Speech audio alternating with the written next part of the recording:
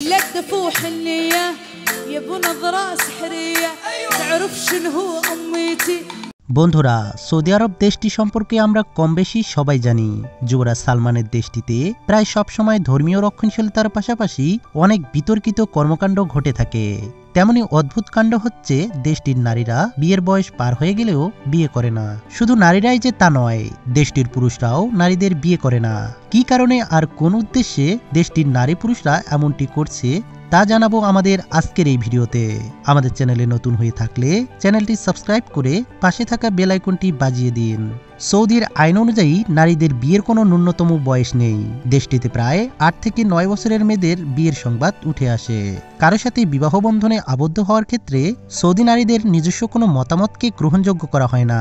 সে যদি কাউকে বিয়ে করতে চায় তাহলে তাকে অবশ্যই পুরুষ অভিভাবকদের লিখিত অনুমতি নিয়ে সেটি করতে হবে।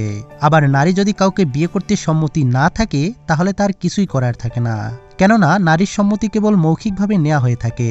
ফলে চাইলে জোরপূর্বক তার মুখ থেকে হা বলিয়ে নেওয়া সম্ভব।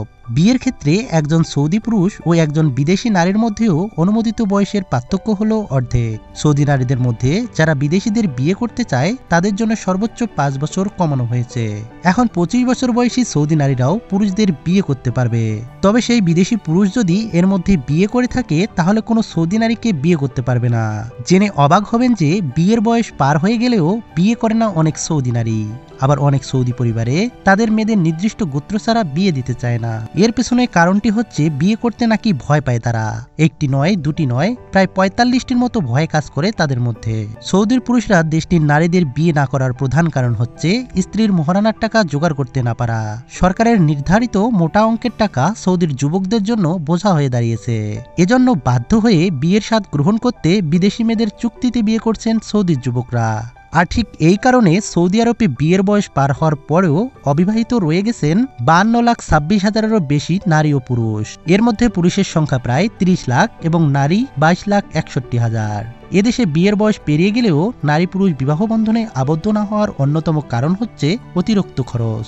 একটি বিয়ের খরচ প্রায় ২ লাখ রিয়েলে পৌঁছে গেছে। মূলত সামাজিক ও অর্থনৈতিক কারণে নারীরা বিবাহিত জীবনে প্রবেশ করতে পারছে না।